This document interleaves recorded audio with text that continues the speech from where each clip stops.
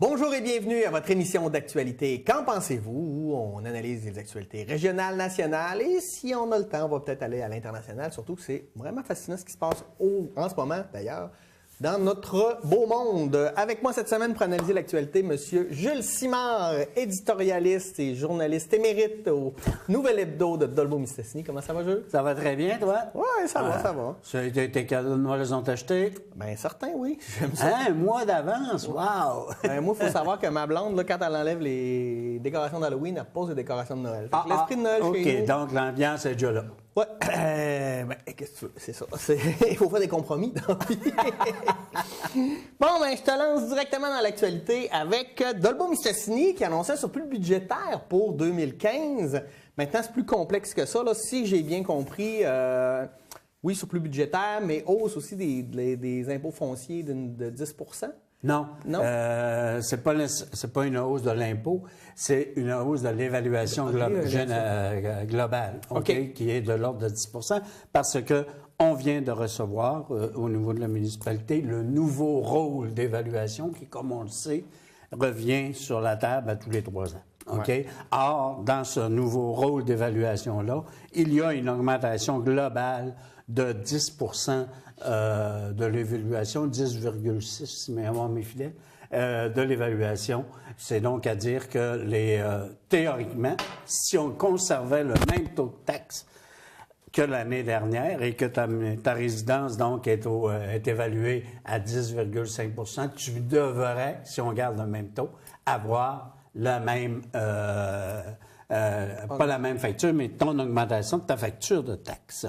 Ce que le maire nous a indiqué lors de son discours sur l'état des finances, il nous a indiqué que naturellement, on travaillait à faire en sorte que on cherche à réduire le taux de taxation pour justement s'adapter à avoir ta même facture de taxe. Donc, tu payes un peu, finalement, pour que ça arrive kiff-kiff, ton évaluation va faire que tes taxes municipales vont diminuer. Pourrait diminuer un peu.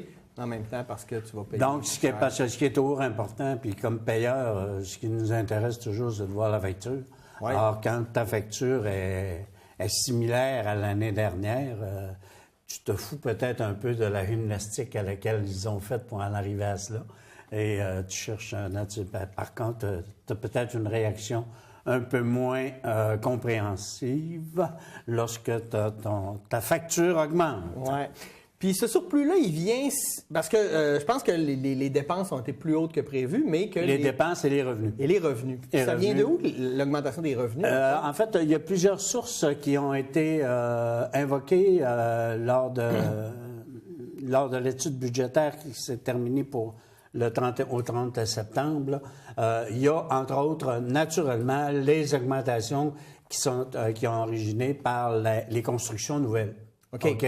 Au niveau de la ville pendant l'année. C'est vrai que ça a été assez dynamique. Et ça, oui, entre autres, il y a quelques, comme on dit, habituellement, si tu te réfères à 2014, il y avait eu à peu près pour 17 millions de dollars de nouvelles de construction ou de rénovation par les permis de construction qui avaient été émis. Cette année, on est à 25 millions.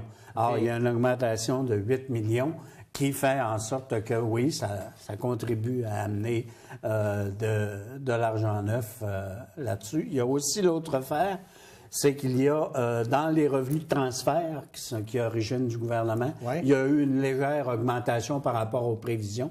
Je pense de l'ordre de 100 000 là. Okay. 100 000, c'est 100 000. Oui, j'ai aussi bien de l'avoir. Il y a aussi pas les tenants en lieu de taxe, mais les échanges avec des échanges de services.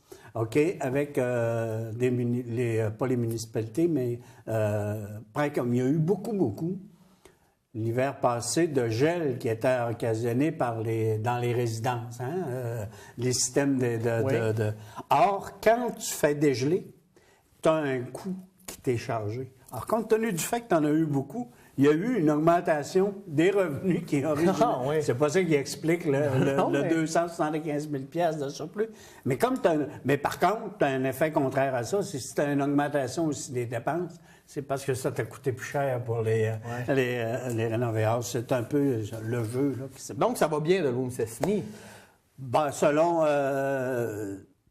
ce que le maire nous a indiqué, effectivement, la situation, il faut que tu tiennes les cordeaux serrés, comme on dit. Là. Ouais, ça, mais c'est pour ça qu'effectivement, on demande à ce qu'il y ait des gens qui s'en occupent aussi. Maintenant, on ne peut pas dire qu'on est dans une... on n'est pas en déficit, là, et on n'a pas eu... Par contre, ça nous a amené, au cours de l'année, pas oublier, à retarder des projets. Oui. Hein? La caserne. La caserne. Elle se fera pas. Là, actuellement, on a déposé un projet en ce qui regarde la piscine. Quand je dis déposer, c'est qu'on peut naturellement obtenir de la part du gouvernement provincial, à tout le moins, une subvention pour pouvoir être en mesure de réaliser un projet qui, je te le donne de mémoire, là, mais on est au-delà de 10 millions de dollars. Il me semble que c'est 13 millions. C'est ça, hein? Donc, ça amène, là... On a retardé, et on attend des revenus supplémentaires qui proviennent de subventions afin d'aller de l'avant avec des projets.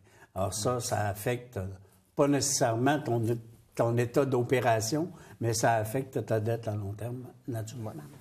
OK. La loi 71, hier, il y avait commission parlementaire. La loi 71, c'est pour régler le conflit de travail entre les concessionnaires automobiles qui ont mis en lockout leurs employés il y a de ça 30, pas si on est rendu à 33 ou 34 mois. 33 ou 34, ouais. Oui. Donc, c'est rare qu'on a... Je pense que c'est une des premières fois, d'ailleurs, qu'on va avoir une loi spéciale qui va régler un conflit de travail dans le privé. Je pense que c'était rendu nécessaire. Les gens ne se parlaient pas. Mais on a même donné une possibilité de négociation de dernière minute à partir des bases mises par le médiateur. Et puis, finalement, les deux parties ont rejeté l'offre. Il y avait jusqu'à 11h hier soir pour accepter ou refuser. Donc, il devrait avoir acceptation de la loi. La loi devrait passer d'ici vendredi. Maintenant, il y a quand même, dans la loi, il y a un élément par rapport à la dernière fois où on en a parlé. Ouais. Il y a un élément qui, en fait, qu'on avait peut-être, nous, sous-estimé ou par ignorance, mais on donne quand même encore un délai d'une cinquantaine de jours avant de pouvoir dire nous imposons des conditions par rapport à ce que il est suggéré. Or, il va donc y avoir encore une tentative, même si on ne semble pas vouloir... Entre toi et puis moi, là, après ce que j'ai entendu hier à la commission parlementaire, je pense pas que c'est 50 jours de plus qui va régler le conflit. Oui, ou encore, à tout le moins, c'est que tu peux peut-être te sentir dans le... Si tu ne veux pas accepter aucune des conditions, peu importe où tu es situé dans la négociation, si tu n'acceptes pas aucune des propositions qui pourraient être mises sur la table pour régler le conflit. Or, ça t'amène, tu as quand même une obligation, la loi t'oblige, là, OK, au cours des 50 jours, à tenter de trouver une solution. Ouais. Or, tu as une obligation de vouloir, à tout le moins, reprendre une forme de dialogue. Et ça, tu as une obligation légale. Est-ce qu'il va y avoir des pénalités qui peuvent être imposées par la loi? Je veux pas le détail de toute cette loi-là. Non, mais en plus, les concessionnaires se sont déjà dit qu'ils allaient s'opposer à la loi. Oui, déjà, ils vont en contester.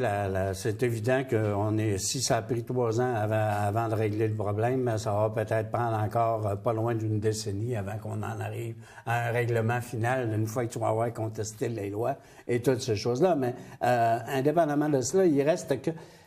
Il m'apparaît que, puis je reviens peut-être un peu à ce que nous disions la dernière fois où on a parlé, il m'apparaît que l'intervention gouvernementale est quand même nécessaire là-dessus. Et quand on dit que c'est peut-être la première fois dans l'histoire du Québec Moi, j'ai déjà vu des lois spéciales adoptées dans le cadre de conflits dans la construction, dans au cours des années 70. Il ne faut pas oublier qu'on réglait aussi des conflits de négociation avec quand même des lois spéciales. C'est sûr que l'intérêt public vient à un moment donné qu'elle nous amène, le gouvernement, à agir. Oui, mais en tout cas, selon ce que j'ai entendu hier, ce conflit de travail-là n'avait aucun impact humain. Mais bon. Ouais. Excusez, là, mais ça m'a fait un peu rire. Oui, c'est ça. Il y a certainement... et il y a des impacts, oui, humains. Il y a aussi des impacts sociaux, Oui. OK, qui ont qui vont marquer, qu'on le veuille ou non, peut-être la question du commerce de véhicules dans la région. Ouais. En tout cas, on va voir. Rio Tinto Alcan, hier, le premier ministre, en ondes à une radio locale, a dit que, parce que ça faisait des années, entre autres, qu'Alexandre Cloutier du Parti québécois demandait il faut qu'on renégocie dans l'entente secrète qu'on a faite avec Rio Tinto Alcan, le fait qu'ils puissent vendre de l'électricité durant un conflit de travail, parce que, écoutez, là, on se rappellera que le dernier conflit de 2012 nous a coûté 150 millions. C'est 3 commissions Charbonneau, là, juste pour mettre en perspective, parce que dans cette entente-là, Rio Tinto a le droit, durant un conflit de travail, de vendre son électricité et qu'on n'a pas le choix de l'acheter à un coût de revient qui n'est pas avantageux pour nous. Donc, est-ce qu'on va réellement réouvrir cette entente-là? Bien, j'ai lu ce matin que, oui, il y aurait une forme d'engagement, effectivement, à faire en sorte qu'on renégocierait, justement, pour faire en sorte qu'on n'achèterait peut-être pas cette électricité-là pendant qu'il y a un conflit de travail. Mais parce qu'il y a une entente de signer, là. C'est ça. Mais... On serait sur le bord de reprendre les négociations, justement, sur cette entente-là, et ça serait dans ce contexte-là que moi, en tout cas, ce que j'ai lu ce matin... Là, parce que là, nous, on leur donnait plein d'aides, puis eux, ils devaient investir dans cette entente-là 2 milliards de dollars au Saint-Lac-Saint-Jean. Ouais. Là-dessus, il y en a, je pense, 180 millions qui ont été investis. Moi, je pourrais pas aller, j'ai pas le détail. En tout cas, fait que non, mais tu sais, une entente, ça se respecte des deux côtés. Oui. Et ça se vérifie des deux bords. En tout cas, ce qu'on espère aussi, c'est que ça va peut-être mettre la pression sur Rio Tinto pour négocier aussi, parce que, conflit de travail, là, je ne veux pas prendre parti ni pour les employeurs ni pour Rio Tinto, mais c'est toujours mieux quand un conflit de travail se négocie à armes égales, si tu veux. Oui, c'est ça. Ouais. C'est évident que lorsque tu te ramasses dans ton entreprise où tu es quand même capable d'avoir des revenus qui n'originent pas nécessairement les opérations, c'est sûr que ça te permet de pouvoir faire poireauter du monde, comme on dit. Oui, ils l'ont déjà fait. Abolition du service de police de Masteuillache. Grosse affaire, ça. Ça, oui. Parce que ça fait plusieurs fois là, qu'on... Je dis pas que c'est encore Pierre et Leloup et qu'on menace pour finalement avoir les sous pour le faire, mais je comprends, là, c'est qu'un déficit accumulé de 1,6 million à Masteuillache, et si on continue avec cette entente-là avec le service de police, on se retrouverait avec un déficit accumulé de 2,5 millions dans 3 ans. Et ce que j'apprenais, puis je ne savais pas, c'est que le gouvernement finance, chaque policier qui est financé au Québec, la Sûreté du Québec par exemple, est financé à l'ordre de 160 000 tandis qu'un policier autochtone est financé qu'à la hauteur de 110 000 donc, un manque à gagner de 50 000 là. Pourtant, ils font le même travail. J'ai de la misère à comprendre, mais un peu comme on a souvent agi avec les Autochtones, 2 poids, 2 mesures. Qu'est-ce que tu en penses? Oui, bien là, premièrement, c'est une action, importante, étant pour la collectivité de Masteuillache que pour l'ensemble aussi du Québec, que de voir qu'un corps policier dans une communauté autochtone, du jour au lendemain, on dit, regarde, on n'en le met plus parce qu'on n'est plus capable de le payer et on demande donc, naturellement, à la Sûreté du Québec de faire le travail. Parce qu'au bout du compte, ça va coûter plus cher au gouvernement. Fort probable. Maintenant, là, actuellement, premièrement, l'action, moi, je trouve que c'est une action d'éclat. Il ne semble pas que ce soit, entre guillemets, du bluff. Hein? Loin de là. Il semble qu'au niveau du Conseil de bande et de sa parole, le chef Dominique, qu'on a pris la décision de complètement arrêter le système de police, pas le système, mais le service de police autochtone. Alors, comme ce n'est pas, je pense, de la frime, il y a de la part du gouvernement, et j'ai entendu le premier ministre souligner qu'effectivement, il faut qu'on s'assoie et qu'on trouve une solution à cela. Il ne serait pas question, dans l'esprit du premier ministre, que l'on abandonne le service. Mais pourquoi, depuis des années, Masteuillache, le Conseil de bande demande au gouvernement provincial, fédéral, justement, de les aider, et que là, ça marche pas, il faut tout le temps attendre un coup d'éclat comme ça pour dire « Ah, ben non, c'est important, là, on va vous aider, on va regarder ce qu'on peut faire. » Pourquoi il faut toujours attendre d'être confronté? On ne fait pas un peu de la prévention, on n'a pas de vision à long terme. Oui, on a une vision comptable des choses. Et la vision comptable des choses fait souvent de fois dire, regarde, tu as tant de revenus, puis tu as tant de... faut pas que tes dépenses dépassent tes revenus, donc tu négocies et tu prends tes décisions en fonction exclusivement de cette vision comptable-là. Ça a effectivement des impacts comme on le voit là. À un moment donné, on en a pas assez et on a... Il y a quoi comme...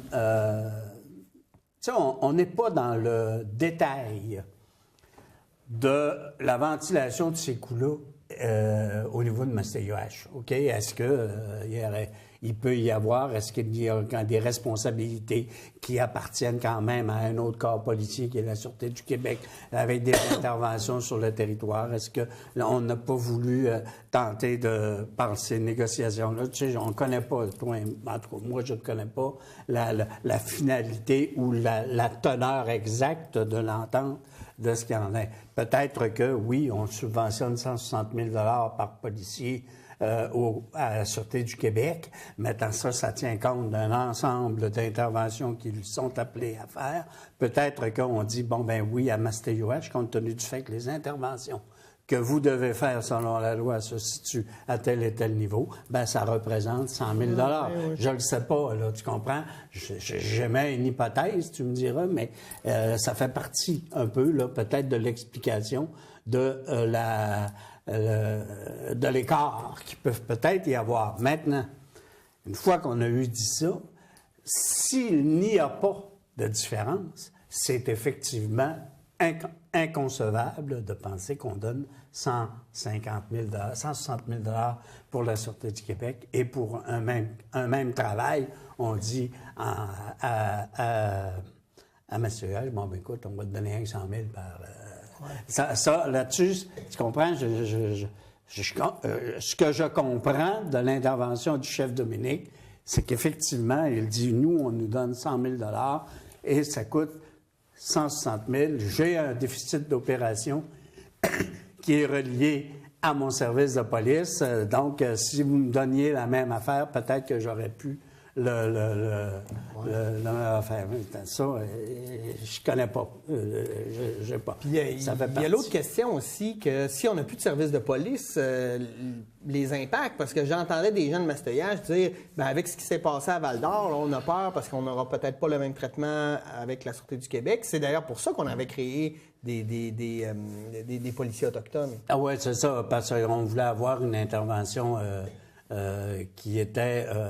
entre guillemets, plus conforme aux pratiques culturelles que l'on a dans nos communautés. Tout comme je me souviens quand on a aboli, entre guillemets, les corps policiers municipaux pour les changer, beaucoup disaient « Ah, tu sais, une intervention de la SQ, là, c'est pas comme une intervention de la SM. Parce que la SM, elle intervient dans son milieu, elle travaille dans son milieu, elle a des façons d'agir qui ne sont peut-être pas nécessairement... Donc, ce bon vieux débat-là, je pense qu'on ne le réglera jamais, mais il est toujours présent et ça devient parfois un argument pour dire, bon, ben ouais, ça nous prendrait un corps policier indépendant. Une fois qu'on a eu justifié ça, ben il faut regarder c'est quoi les coûts, puis c'est quoi les interventions qu'ils font. Une question je sais bien que j'irai pas... le dossier est quand même... important parce qu'il en va de la sécurité d'un milieu. Oui. OK? Et c'est fort probablement que si on a pris une décision de dire on l'abolit, c'est qu'on se disait il va y avoir une solution. Quand même, une solution, et c'est l'arrivée de la Sûreté du Québec sur le territoire, et qui va nous permettre d'assurer cette sécurité minimalement dans la communauté. Et, bon, de quelle façon elle va s'articuler, je pense que seul l'usage va être en mesure de nous le dire. On va voir. Crise forestière, il me semble que ce n'est pas la première fois qu'on en parle. On en parle encore. Il y avait un article ce matin dans le quotidien qui disait depuis 10 ans, 20 000 emplois qui sont perdus dans la crise c'est un rapport qui a été déposé à l'Assemblée nationale hier sur la gestion et la situation dans l'industrie forestière au Québec. On parle effectivement, moi, j'ai été surpris par le chiffre, mais on n'est pas surpris par le fait parce qu'on le voit. Hein, dans nos milieux, on voit dans nos milieux qu'il y a beaucoup moins d'emplois qu'il y en a déjà eu dans le monde forestier. Et dans ceux qui tiennent, ben on se dit jusqu'à quand? Oui, c'est ça. Parce que là, entre autres, on parle, résolu, ça, on dirait tout le temps que c'est des mauvaises nouvelles en mauvaises nouvelles. Puis là, en plus, tout ce qu'il y a de la norme FSC, ça ne semble pas se régler parce que le gouvernement, ce qu'il doit régler, entre autres, sur les zones de protection du caribou forestier et les droits territoriaux des Premières Nations, ne semble pas bouger. En tout cas, ça bouge pas vite. Ça bouge pas beaucoup. Puis on n'investit pas autant. On était prêt, on a aidé, écoute, bombardier comme ça, l'industrie automobile, ça prend 2 secondes, mais là, c'est plus compliqué, on dirait. On dirait que quand même, le gouvernement, il ne croit pas. Pourtant, on a un premier ministre là, dans le comté Roberval. En fait, jusqu'à quel point le pouvoir politique a une influence sur la situation de l'industrie, qui est au niveau économique, forestière. Ouais. OK? Oui, il y a une influence. Puis ce qu'on lui demande de faire actuellement, c'est, écoute, ça nous coûte bien trop cher, là. Allez, l'envers, là, t'es droit, là, tu vas nous couper ça, là, puis on va s'organiser pour se trouver des marges de bénéficiaires une fois que tu vas les avoir recoupées. Le problème est aussi autre que cela. Oui. OK? Le problème est au niveau du fait qu'il y a des changements dans les habitudes d'achat des gens en regard de soit le papier ou soit même le bois. On se souviendra que Denis Trottier avait réussi à faire passer une loi pour aider justement à cette valorisation du bois dans la construction. Dans la construction. Et c'était des actions qui peuvent se mener et que le gouvernement peut faire pour intervenir à ce niveau-là. Parce que l'autre point sur lequel on lui demande d'intervenir, c'est, écoute, coupe non pas du bois, mais coupe tes coûts que ça nous coûte, coupe tes redevances pour qu'on puisse être en mesure de pouvoir se trouver des marques bénéficiaires ailleurs. Alors ça, je pense que le gouvernement, moi en tout cas, pas nécessairement que ça soit à ce niveau-là. Ils ne sont pas très prompts à intervenir. En fait. Non, c'est ça. Et on attend. Je ne sais pas quoi, mais... Parce que le milieu là, est très sensibilisé. On dirait qu'il n'y a pas une semaine, qu'il n'y a pas un mouvement pas de protestation, mais on met en question. Je sais que le préfet ici, Jean-Pierre Boivin, est très actif à ce niveau-là. Il essaie des affaires, mais on dirait que ça donne tout le temps un peu... je sais pas, on manque d'air. Oui, mais il y a la réalité d'un marché international sur le bois et les produits qui originent du bois aussi qui sont dans le décor. C'est M. Garneau qui disait à un moment donné lors d'une entrevue que j'ai réalisée avec lui il y a une couple d'années, écoute, je ne sais pas moi, on va te donner un chiffre, là, mais on produisait 10 tonnes de papier en 1990. On est en début de l'an 2010. On en fait plus que 9 tonnes. C'est long à dire. On a réduit cette consommation-là. On a réduit la consommation, puis je veux dire, tout le monde veut... Les salariés veulent plus d'argent, les propriétaires veulent plus de profit, les actionnaires veulent plus de profit. Ça va toujours rester. Là, okay? Mais en même temps, on produit moins. Donc, ça veut donc dire que ta capacité de production, pour donner satisfaction pour le même nombre de papiers, tu vas fermer l'usine là, parce qu'il n'y a plus personne qui va l'acheter, ton papier. Parce qu'il n'y a plus personne qui n'en demande. Oui, mais c'était peurant un peu pour un secteur comme ici. Oui, c'est l'avenir dans le secteur du papier repose, semblerait-il, selon les propositions qui avaient été faites dans ce rapport-là, par le développement de nouveaux produits qui originent du bois, mais avec... Ça fait 50 ans qu'on en parle. Ceux qui se sont essayés ont trouvé ça difficile. Oui, et on ne voit pas comment... juste par ces changements au niveau qu'on puisse retrouver le même niveau que l'on avait avant dans la production du bois. Eh bien, bon, on va passer de la fibre à la fibre. Parce que Bell Fibre, à Dolbeau-Mistassini, là, il y a M. le maire qui disait, bon, je déplore que ça ne s'installe pas, puis finalement, je pense que c'est toi-même qui as vérifié auprès de Bell. Et qui oui, bien, non, au niveau du service public de Bell Canada, effectivement, on nous informe qu'il n'y a pas actuellement de plan pour procéder à l'implantation de ce système-là. Et par ailleurs, la personne aux relations publiques me disait, nous avons 2 systèmes qui sont actuellement présents à Dolbeau-Mistassini, qui sont aussi de la télé sans fil, là, comme fibre, et qui donnent une efficacité. Une équivalence? Une équivalence au niveau de l'efficacité que fibre. OK? Or, mais il ne serait pas question. C'est parce que ce qui a horripilé le maire Hébert là-dessus, c'est que l'année dernière, il y a 1 an, lors d'une rencontre que le Conseil de ville avait eue avec la direction régionale de Bell Canada, le Conseil avait demandé au directeur régional, bon, écoutez, vous venez d'annoncer effectivement, parce qu'il venait d'annoncer la distribution de fibres jusqu'à Saint-Félicien, Robertval, Alma, naturellement.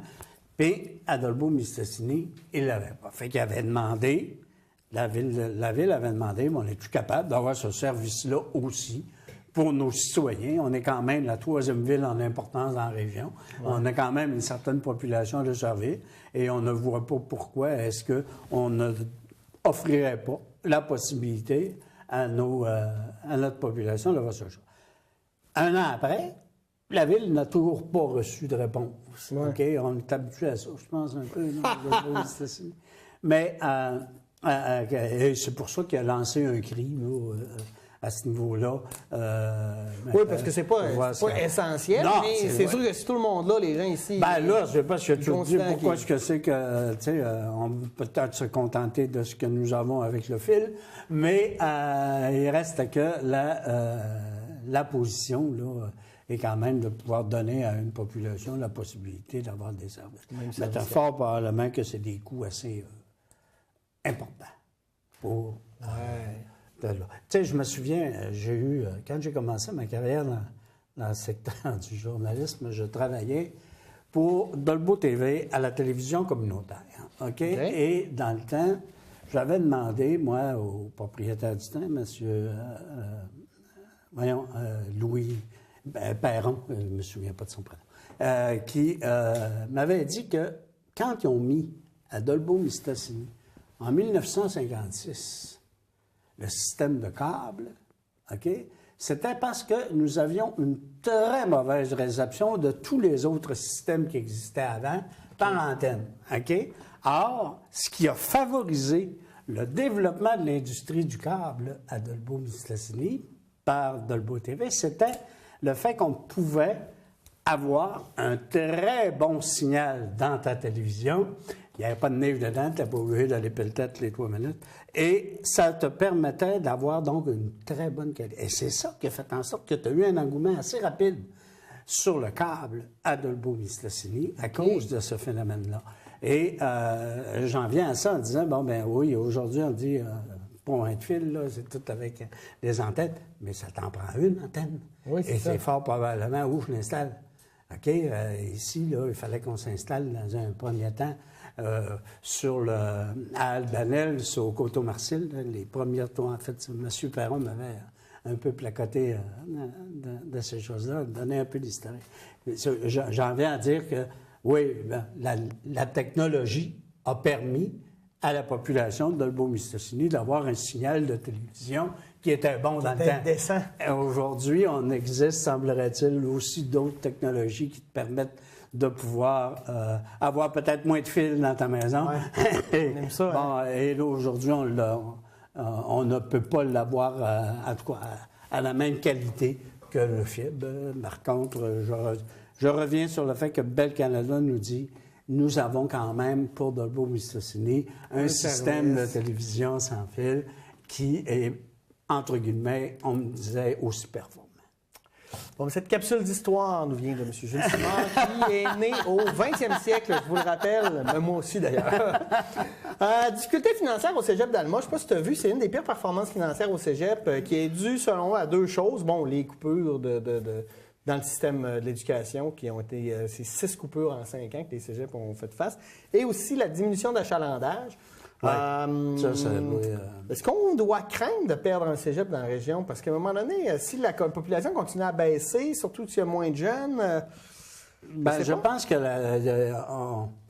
sur la question de l'avenir des 4 cégeps de la région, on en est, je pense, à tous les ans, à un peu s'interroger. Oui, c'est croiser les chemins. Oui, on en est fort probablement qu'on se dit, bon, ben... Oui, là, la population baisse. Il ne faut pas oublier qu'on est aussi là, dans le fameux creux qui est arrivé au niveau secondaire. Hein? Parce que là, ce creux-là s'en va au cégep. Oui. Et ça fait en sorte que tu as moins de monde, effectivement, qui s'inscrivent. Donc, si tu as moins de monde, tu as des options où tu as des programmes qui peuvent se ramasser avec plus suffisamment de monde pour les alimenter. Donc, on les ferme. Et si on les ferme, on coupe. Puis si on les coupe, moins de revenus. En tout cas, je veux dire, l'histoire est là. Le débat n'est pas neuf. Mais le fait qu'on présente une situation pour pouvoir, de situation financière au Collège d'Alma, et indépendamment de tout problème à caractère strictement d'administration et de gestion qui ont pu arriver, le fait qu'on a maintenant un chiffre qui permet de dire, ben voilà, on a essayé de maintenir un ensemble de services et un ensemble de programmes dans notre institution, et voilà, on a un manque à gagner, là, si on veut garder la même qualité, et puis si on veut garder... Ça, je pense que c'est un signal sur lequel on se doit de regarder très, très, très sérieusement l'implication du gouvernement du Québec dans le financement de ces institutions-là. Et je sais que Cloutier à Alma, le député Cloutier Alma en fait son cheval de bataille. Là, actuellement, il fait en sorte qu'on se dit, oui, on va regarder qu'est-ce qui se passe avec les surplus que, semblerait-il, nous aurions. Et ces surplus-là, pourquoi qu'on ne les prend pas pour les investir? On ne le met pas dans le monde de l'éducation au Québec, ben ça serait peut-être une solution. Je reviens, je le dis tout le temps, peu importe le métier que tu vas faire ou que tu vas avoir, c'est des enseignants qui te le montrent, puis on a besoin de l'école, puis on a besoin d'une population qui est éduquée. Oui, et ça illustre quand même toute cette question de restriction, et ça se joue. Je ne pense pas que l'avenir du cégep d'Alma soit en cause. Non, pas à court terme, mais... certains programmes. Et ça, c'est à revoir comme il faut. OK, on va sortir de la région, on va s'en aller au niveau du Québec et du Canada. Le rapport de la commission Charbonneau, 44 millions plus tard, la commission Charbonneau émet son rapport qui laisse...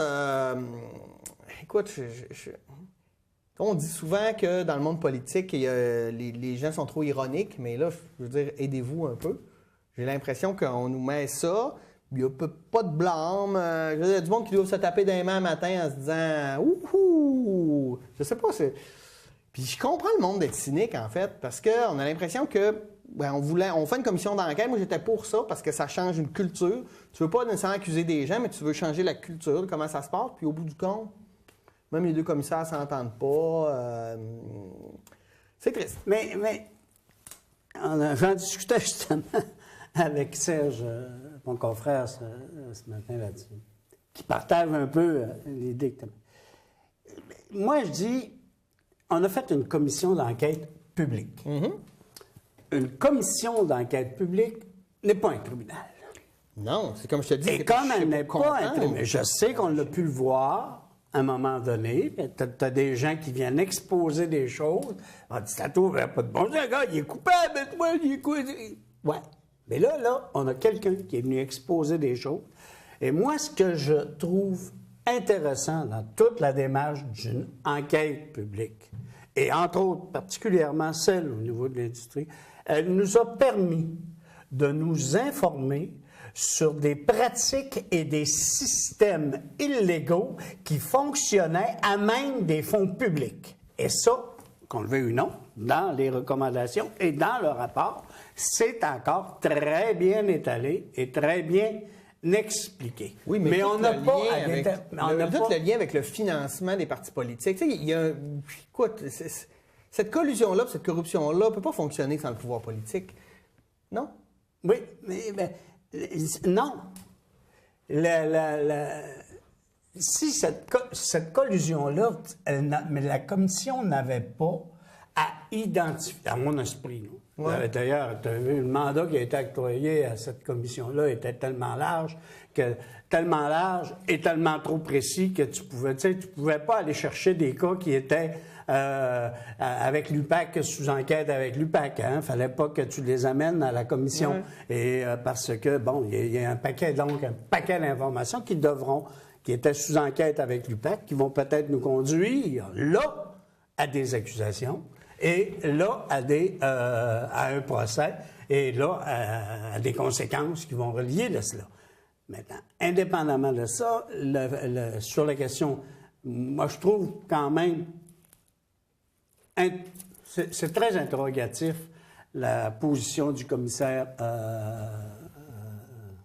comment il s'appelle là? Renaud Lachance, qui dit mais la preuve qui nous a été faite ne te montre pas qu'il y a eu.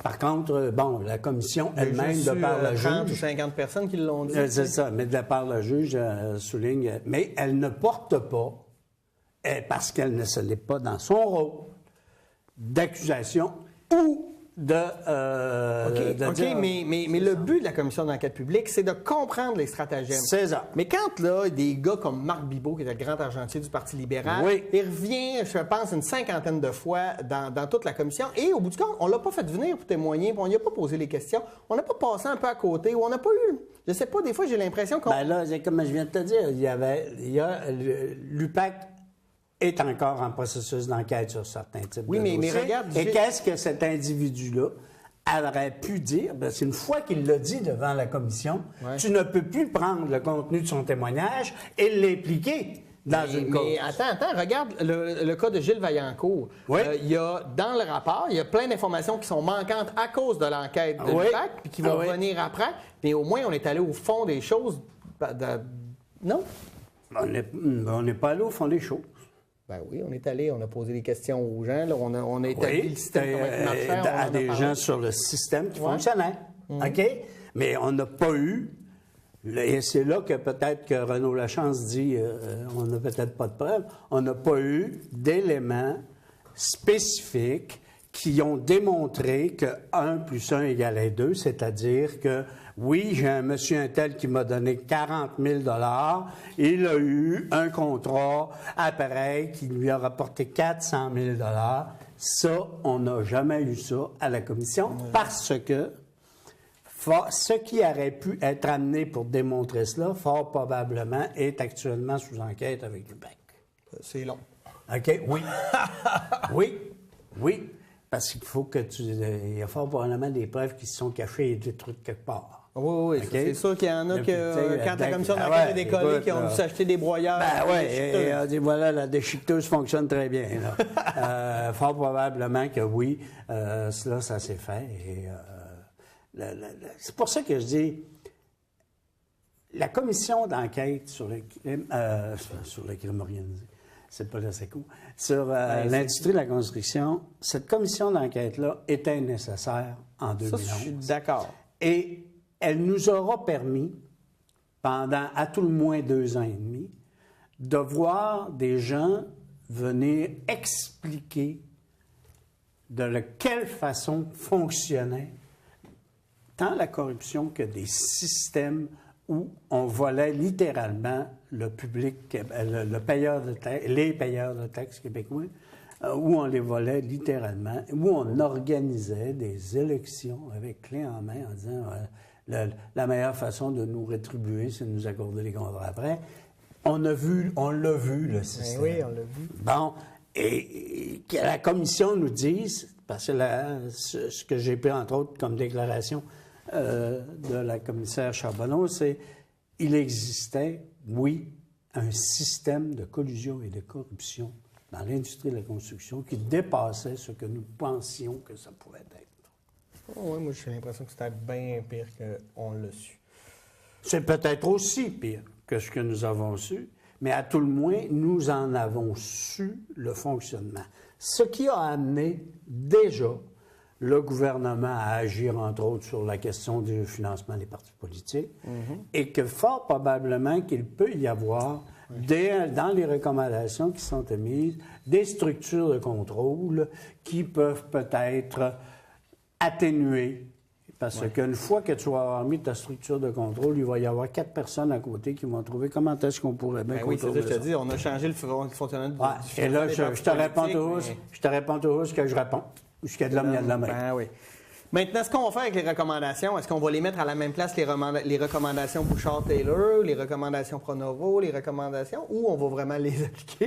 Moi, je pense qu'il y en a là-dedans qui peuvent être applicables et je vois mal le gouvernement les mettre sur la tablette. Surtout que c'était eux qui tu sais, je les vois mal les mettre sur la tablette. Ouais.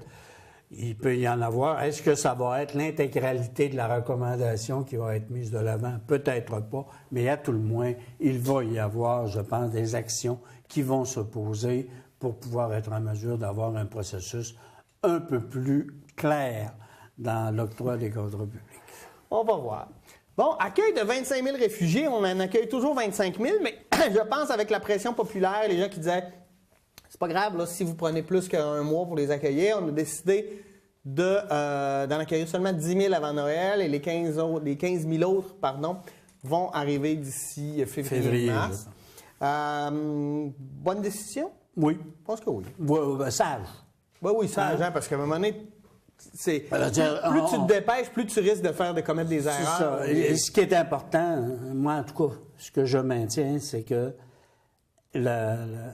les 25 000 réfugiés qu'on voulait accueillir, qu'on les accueille. OK? Ça, je pense que c'est important dans tout le processus et indépendamment de ce qui vient de se passer en France et actuellement aussi à Bruxelles, là, où est-ce qu'on est à Tunis, au Mali. Exactement. Il est important, parce que ce n'est pas vrai que c'est toute cette population de réfugiés-là qui est des terroristes. Mais... C'est davantage des victimes d'actes de terrorisme perpétrés dans leur pays. Non, ces gens-là, okay? Ils voudraient rester chez eux. Puis, juste te dire que ce matin, il y avait l'épreuve des faits Radio-Canada qui démontrait que depuis, je ne sais plus combien d'années, mais je pense que c'est depuis 2001, tous les réfugiés ou les immigrants qu'on a reçus, comment on perpétré d'actes de terrorisme, c'est zéro. C'est ça. Fait que... par contre, tu comprends que ça n'empêche pas qu'il y ait des mesures de contrôle et de vérification qui sont faites. Et ça se doit de se faire. Comme ne pas en accepter, ça aurait été dire aux terroristes... Vous avez gagné avec ce que vous venez de faire en France. Oui. Vous avez gagné avec ce que vous venez de faire à Bruxelles. Et on n'a pas, je pense, à dire vous avez gagné parce que cette façon de gérer la société telle que c'est inacceptable sur un point de vue exclusivement humain. Oui. C'est inacceptable. Alors, nous, on est chanceux, on est né du bon bord, comme dirait la Ou encore, on est né où les valeurs à caractère humaine sont davantage respectées. Ouais. Et on a, à tout le moins, cet avantage-là, et de pouvoir vivre, et aussi de pouvoir vivre dans un climat, entre guillemets, de sécurité ou de stabilité un peu plus grand que de tout à la merci de Alors oui, je maintiens que le fait d'avoir retardé de 2 mois, et ce qui est important de voir, c'est que tu as 25 000 personnes là, qui viennent augmenter la population dans certains milieux, parce que c'est pas tous les milieux aussi qui ont été choisis comme accueil. Non. J'ai trouvé ça beau. Là. Il y a même un maire dans Kamouraska qui dit « Nous, on en veut, la population en veut. » Les gens, ils se manifestent, en fait, là, même en région. Oui. Comme de quoi que on peut les aider et qu'on peut vouloir essayer de les intégrer. Mais il va Parce tout qu'il faut pas avoir oublier cette possibilité-là, cette difficulté-là, elle va quand même Parce que le reposer. Canada est un pays d'immigrants, là, que ce soit les loyalistes américains, que ce soit les Irlandais, les Fenians irlandais, que écoute, les Roumains, les Boat People, les Juifs après la Deuxième Guerre mondiale, écoute, c'est ça qui a créé le Canada. Là. Oui, on a eu aussi, j'allais dire, il y a eu des Italiens aussi, qui sont... Partout les Ukrainiens, lors de la grande crise de 1930. Qui sont plus particulièrement dans l'Ouest. Oui, en tout cas.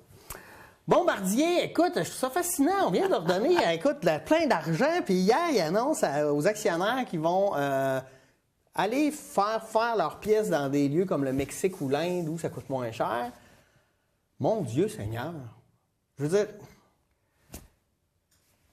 des fois, j'ai l'impression qu'on je ne veux pas dire des termes vulgaires ici, mais tu sais, on va les aider, je pense, de bonne foi. On dit, on veut sauvegarder des emplois, on demande des choses, là. Tu sais, c'est pas l'entente à tout casser ce don-là là, qu'on a fait là, de 1 milliard, 1,3 milliard qu'on leur donne.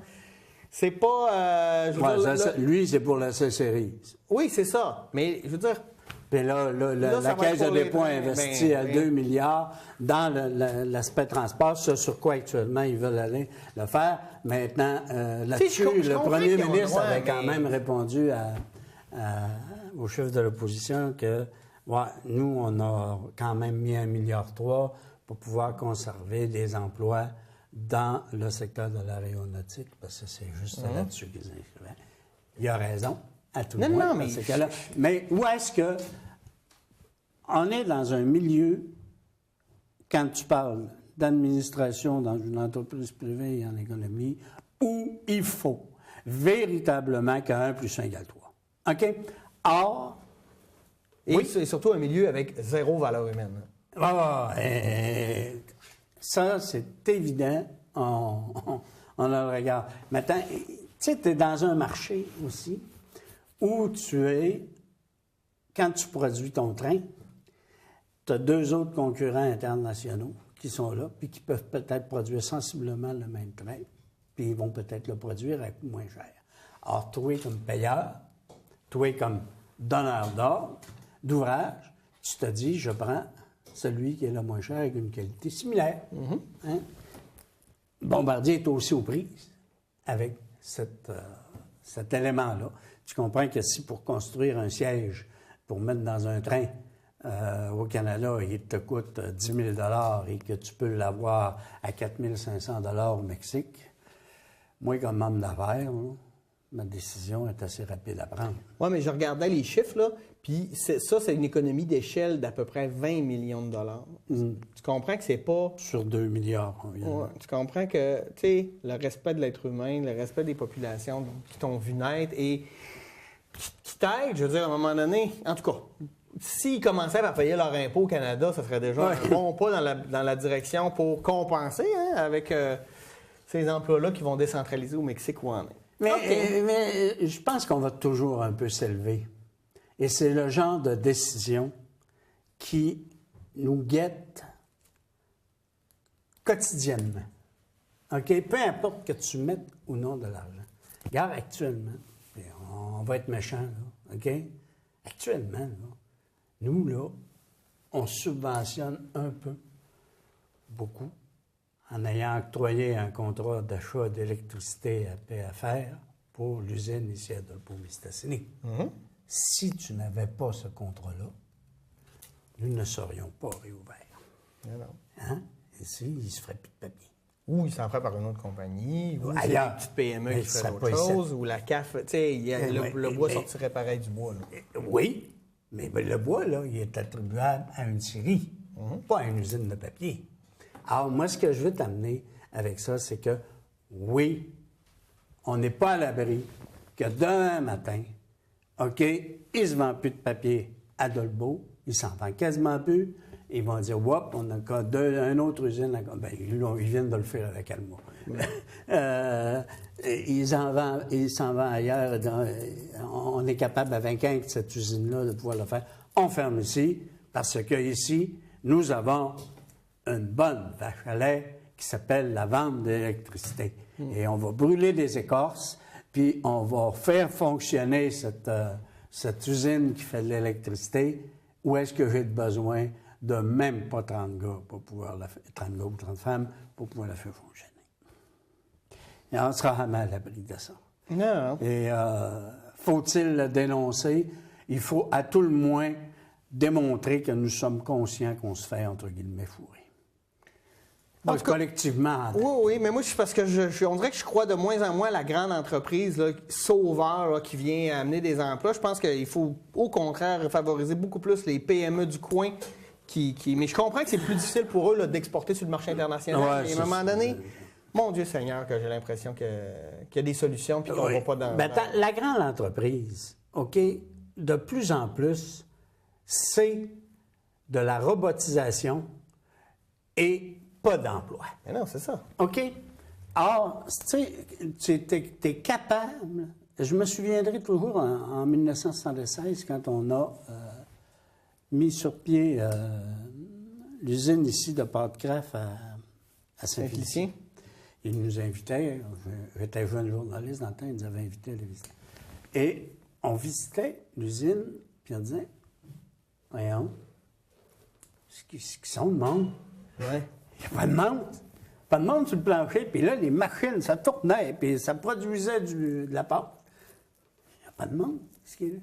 Effectivement, c'était une des usines les plus modernes où on mettait la robotisation à son maximum, ce qui pouvait exister dans le temps. Et à un moment donné, oui, tu avais du contrôle où tu voyais là, des gens. C'est sûr qu'on nous a peut-être pas fait visiter ce qui était l'atelier de réparation dans le temps, parce que tu étais au tout nouveau, donc tu n'avais pas grand monde qui travaillait là au départ. Mais à un moment donné, il y en est venu. Mais tu comprends, puis on se ramasse, on le disait tout à l'heure, tu as 30 000 emplois, 30 quelques mille emplois, il paraît de moins dans l'industrie de la forêt au Québec. 20 000. Ces emplois-là, là, ils étaient ici aussi. On n'en voit plus. Alors, toute la question de la robotisation est quand même un élément qui entre en ligne de compte. Et ça, c'est la grande entreprise qui nous l'amène. Alors, quand on disait dans le temps, ouais, la grande entreprise, c'est ce qui nous permet de créer de l'emploi, c'est plus vrai. Non, mais c'est encore le discours que les politiciens ont.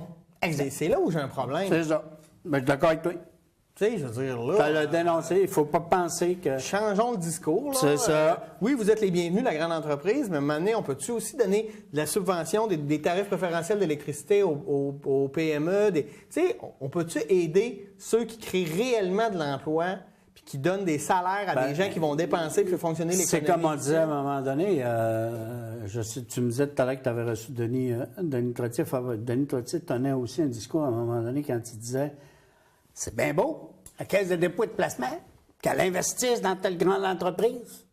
Mais pourquoi est-ce qu'elle ne prend pas aussi cet argent-là pour aider et financer de petites PME qui, elles, ont besoin, parce qu'elles sont en émergence et qui ont besoin de capital pour pouvoir être en mesure de le faire? C'est aussi son rôle.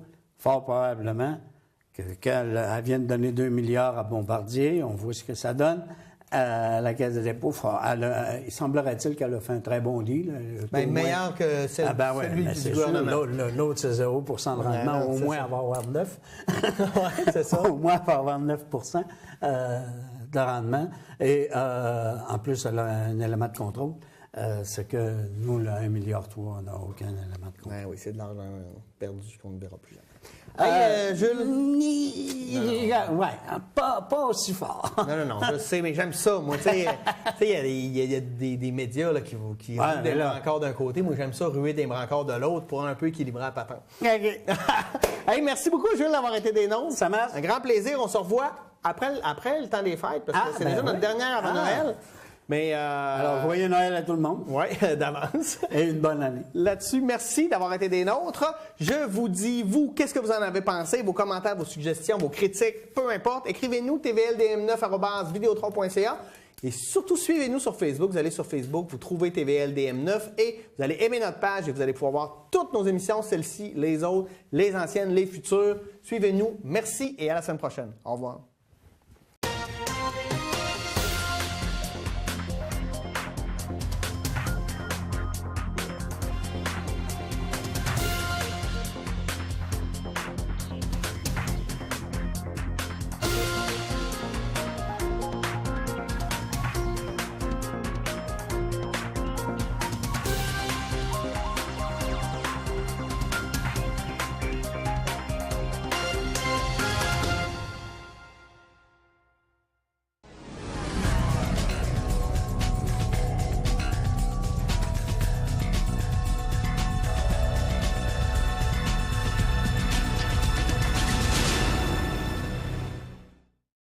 Mon monde parfait. Dans mon monde parfait, les chiens parlent. Encore la balle, encore. Les lits se font tout seuls. Les gens fâchés font des bulles.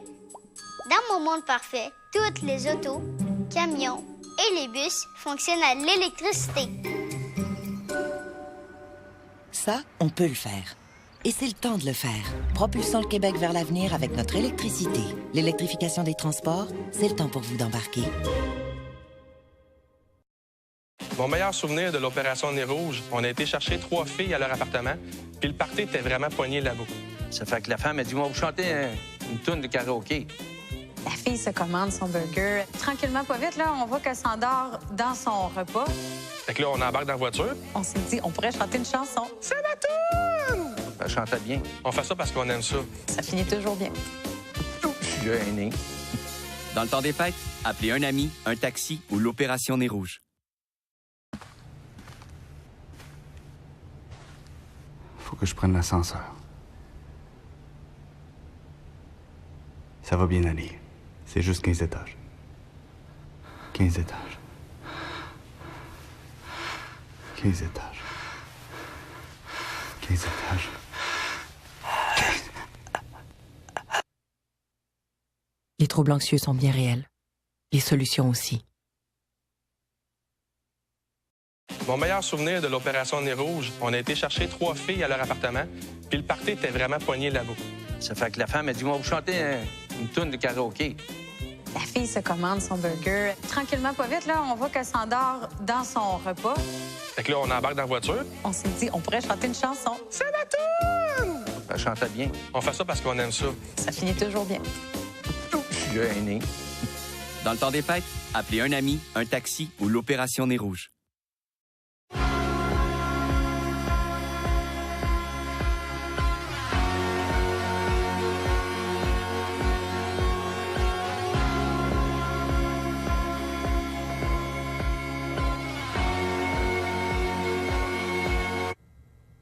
T'es encore en retard. T'es congédié.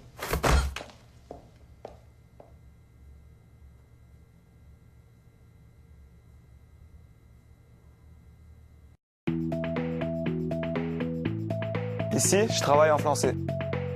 On travaille le réveil maintenant. Moi, je travaille en français. Au Québec, on travaille en français. Un message d'Impératif français.